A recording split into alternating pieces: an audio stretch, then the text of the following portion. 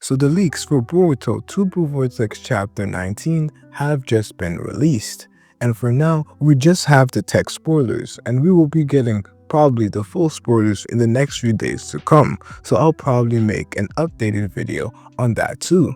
But alongside the tech spoilers, we also have the sneak peek. So I'll be covering both at the same time. And where the sneak peek lies in the tech spoilers, I'll make sure it is in order so it makes the most sense.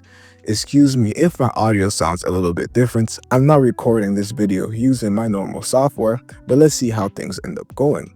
So the chapter begins with a flashback of Kid Shinki, a Yado with Gaara. It's about the blade/sword. So based on the sneak peek, we also get to see, I don't know if it is something that happens before the time skip or prior, but one thing I do see happening in the sneak peek is a conversation regarding Yado. So maybe it is where this sneak peek lies, but we get their conversation that deals with the blade/the sword. So in this moment, we'll understand exactly when this technique was created. It is something that probably started to be developed early on in their relationship between Shinki and Ayara, because they mentioned a flashback of when they were a kid. Or maybe it is just before the time skip period, because Boruto was still considered a kid when he was 12 in Boruto Part 1. So that's probably when this ended up taking place. Then we go back to the present, when Ayara uses his blade to dissipate the iron sand from Mitsuki. And this is why I personally start to think that the sneak peek page that we saw really lies right here. And this is what the sneak peek page ends up saying. It says, it is basically a short conversation that is pretty much out of context between Ayara and Shinki, where we have Ayara who says, you should at least give Yado some attention. And we have Shinki who says, you are no different. All you do is talk about Yado. So I really don't know exactly what is going on and what they're trying to say, but we do see a little bit of the Sand Village that I wanted to see for. I think that was pretty interesting. And we do get alluded to a potential relationship between Shinki and Yado. We know that Yado has been quite emotional ever since Shinki got turned into a tree. So this definitely continues to draw more hints at the fact that we could have a Yado who likes Shinki, but maybe Shinki experiences the same emotion, or maybe it is just not the case, as he says that you are no different. All you do is talk about Yado. So maybe he has some sort of feelings there of like, I'm tired of being always associated with Yado. Maybe that's what's going on, but it's pretty much out of context, so I can't give you a full answer on this. Then we go back to the present. Ryu gets serious and attacks them with a lot of iron sand, but Ayara counterattacks with his blade, dissipating it. One thing here that's very important, and since we don't see any page, we're not going to include anything power scaling wise, maybe Mitsuki or Sada does something that is quite interesting, and we could scale them a lot higher than we used to before, because we have a Ryu who is actually fighting seriously. The iron sand then appears from below and behind them, so Ayara uses his blade again.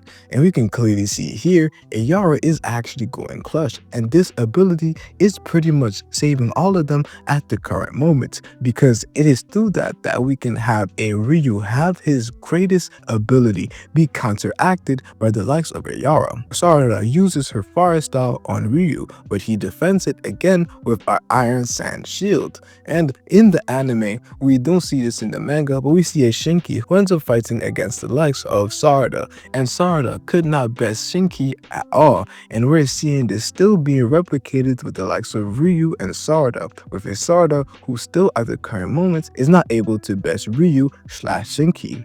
And what is kind of interesting is that in the anime, we had a potential fight between the likes of Shinki and Mitsuki, but it never ended up taking place. And this is kind of our retribution, or maybe our gift to something that we wanted to see take place in the past, as we have a Sage Mode Mitsuki who uses his snakes that appeared from behind and managed to hold Ryu in place so he can attack. And this is most likely the same move that he used on the likes of Boruto when Boruto was sealed for a certain period of time, and then after he used his own version of the Flying Thunder God and was able to escape. But probably this is the move that Mitsuki ends up using on Ryu. One thing I would like to see them is different abilities that the Sage Mode grants, or maybe an explanation on Mitsuki's Sage Mode, what makes it so different. To me, that's something that would be quite cool to end up hearing about. Sage Mode Mitsuki attacks Ryu using his snakes, but he evades the attack by turning himself into iron sand. So here we have almost like a substitution jutsu, where we have Ryu who uses the iron sand as a way to maybe back up and go to a different location, or he's able to use it in a manner in which we haven't seen before. I also find that quite interesting. And when they say that Mitsuki attacks Ryu using his snakes, I really wonder if he is attacking him or he is using snake clones that we saw him use on Boruto. I really like the part where Mitsuki used those clones against Boruto, so I hope that this is the case right here. Ayara uses his blade to counter this. The iron sands are joining together, forming Ryu's body. So I really like, okay, this could actually be, I really hope Ikemoto cooks on some of these panels here, because it could be really cool to see how Ryu's body ends up occurring. Ryu actually has some of the most unique abilities that I've seen in the Boruto series so far, and the art style that Ikemoto could go with when he is displaying Ryu's abilities is quite crucial, in my opinion, to displaying how cool Ryu really is with his iron sand. Sage Mode Mitsuki manages to land an attack, and Sarada activates her Sharingan using Chidori on Ryu's body. I know a lot of people would have loved to hear Sarada activates her Mangekyo Sharingan, but that is not the case. And one thing that we see here, although that is almost like a flashback or a callback to something we've seen before, is Sasuke versus Gaara. We had a Sasuke who used the Chidori on Gaara, making Gaara bleed for the first time. Maybe we could see something quite interesting here, but based off what happens next, as I can currently see, Ryu turns into iron sand again. The Chidori wasn't enough to take him down, but it was a valiant effort from Sarada, and she most likely used her 3-Tomoe Sharingan and not her Mangekyo, which seems at the moment she is not able to tap into it, because there's really no other reason why Sarada hasn't been able to use her Mangekyo Sharingan. Now we go back to Matsuri and Konohamaru. We see Ida watching and saying Konohamaru is in trouble, saying he can be devoured at any moment. Boruto / Kashin Koji asks about Sarada and the others against Ryu. Ida says that they are managing to hold their own, but Konohamaru is in trouble. It seems like Boruto wants to join, but Kashin Koji tells him no. And this is where it's quite interesting, because in my last video, I really tried to be on Konohamaru's side, believing that there was a way for him to do something. However, now it may seem like Konohamaru might just be eaten. It may just seem to me that the first test dummy, the first person that we're going to see actually eat their targets might be Matsuri, and maybe Kashin Koji knows that, and maybe, I don't know, maybe it weakens Matsuri in some sort of way because Matsuri loses a loved one. I really do not know, but the possibility of somebody actually eating and devouring their targets is looking a lot brighter and brighter as time passes.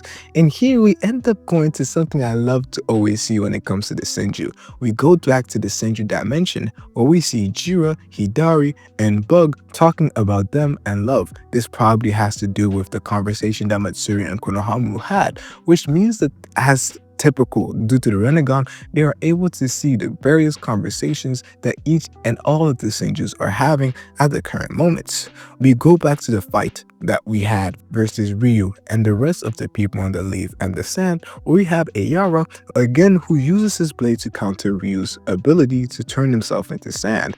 And basically the biggest thorn in Ryu's butt at the current moment is Ayara due to his blade ability. Ryu's body forms and he summons claw grimes from his cloth. This may seem like to me now, it really appears like all of the claw grimes, like all of the Shinjus, are able to pop out and manipulate the claw grimes like they want. It's not an ability that is exclusive to Jura or Hidari. It's an ability that can be used by all of the Shinjus. And now we have Mitsuki, who uses his snakes, and Sarada, who uses her fire style to attack the claw grimes, but there are too many of them. Yato is in danger from a claw grime biting her, so Ayara uses his blade to attack it, but fails to cut it completely, getting it stuck. Now Ryu uses this opportunity to get rid of Ayara's blade by teleporting the claw grime back, and this is a smart method from Ryu. Ryu is actually doing something that's quite smart here, and he's getting rid of the biggest thorn, his biggest weakness at the moment, which is Ayara. One thing I really wanted to see is what would happen if Ayara tried to attack Ryu using his blade. Would it dissipate the sand and actually hurt Ryu, or would something else happen? But now that they don't have Ayara's blade to counter Ryu's iron sand, they seem like they are in big trouble. And another person who is in big trouble is Konohamaru, who we have in Matsuri say it is time to become one Konohamaru. And this is where the chapter ends. So this chapter is pretty eventful. There's a couple of fights that end up happening. A few things are currently being hinted towards, and maybe we're finally getting rid of this trash man. The man with 0 feats, who never does anything interesting in the series, who has just been a person who appears just to have an additional character be shown in the manga. And that guy is Konohamaru. We're finally getting rid of him. The one day I was trying to show him love, this is what happens. It's just telling me that Konohamaru is not capable of doing anything valiant even in the time skip. So let me know what you guys think in the comment section below.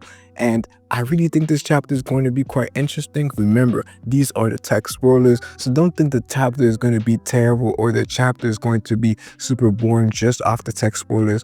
The text spoilers have always led to a lot of people feeling like that, and then when the chapter comes out, we like it a lot more. But one thing I really love to see in this chapter is the fact that we're slowly seeing things like Shinki and the Sand Crew having flashbacks, really developing other characters, which has been a big criticism of the Boruto series in general. The feeling as if that only the Leaf Shinobis are being talked about, but right now we are having other Shinobis from different places, even have flashbacks in the series, and the likes of even Konohamaru at times, with the love that is shared between Moegi and Matsuri. It is pretty interesting to see other characters being developed. But that's my comments at the current moment, and definitely expect more videos to come out. But you, what are your thoughts on everything that went down? Leave them in the comment section below. It's been your boy Dynasty, and I'm out, bruh.